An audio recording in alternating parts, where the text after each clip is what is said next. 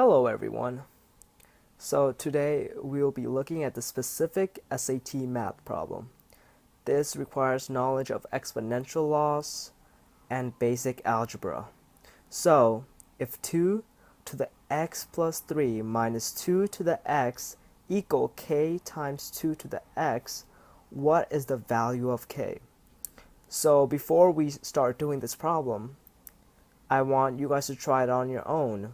So just pause the video and just try it on your own. Okay, so what do we do here first is we look at the left-hand side because that's the most important side, right? That's where k is. So what we can see here is that the base 2, its exponent is x plus 3. So what I'm trying to get at is that exponents, if they're added, that means they can be broken down into two different exponents, which has two bases. So let's say, for example, let's have a to the n times a to the m. They both have the same base, and they both have different exponents. So if we were to multiply these two, that will mean they will still have the same base, but the n and the m will be added. So it will be n plus m.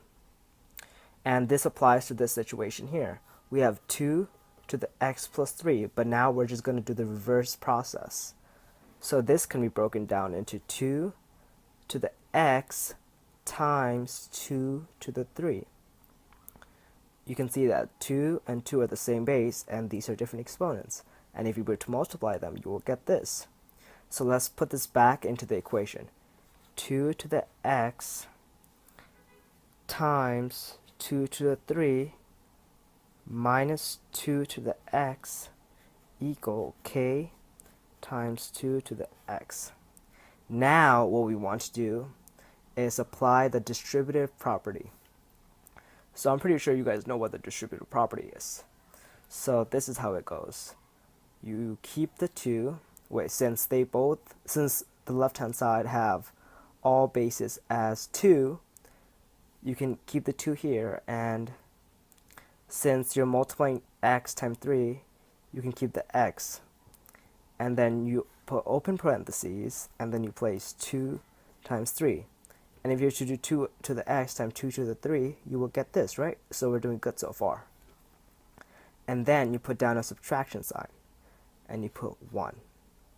So if you do 2 to the x times negative 1, you get negative 2 to the x, right?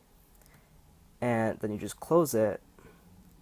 And now, as you can see, that is kind of similar to this part, k times 2 to the x.